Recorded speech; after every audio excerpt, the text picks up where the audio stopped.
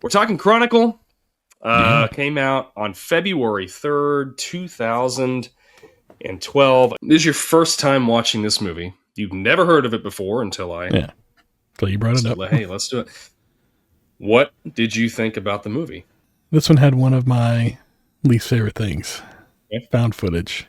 I'm not a fan of the found footage movies. The camera work is just always shaky, and it feels like they're always trying to cover something up with it.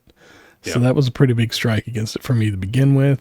It was really kind of slow, I felt like, in the beginning. I get what they were doing. They're setting some things up. It was okay. I wasn't super impressed with it. I don't think I'm going to go out of my way to watch it again. But yeah, it was okay. Like, I feel like it could have been better. I feel like the found footage thing kind of hurt it. Like, if they hadn't done this whole found footage aspect or angle for it, and done it and shot it a little more traditionally, I feel like it could have been better.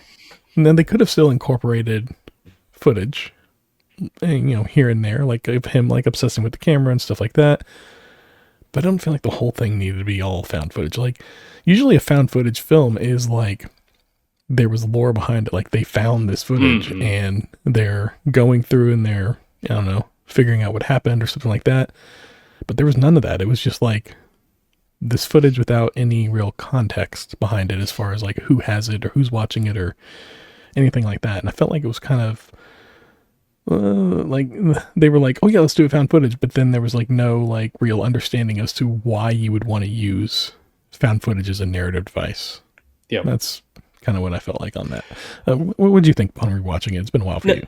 Yeah, no, I agree. I think when I first watched this, like I said, I really enjoyed it. As soon, like day one when it came out on Blu-ray, I went out and bought it. Like I've got it over in my collection over here.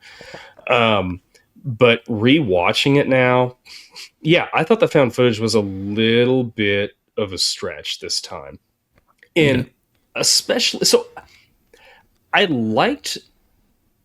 Some of it I thought was okay. Like, I liked the tricks that they used with, like Andrew levitating the camera, and just not necessarily the camera tricks, but just the idea of him, like, he's documenting like his abusive cameraman. Yeah. Like and real quick, one thing I hated in this movie, I had a hard time watching the abuse. Like, that was.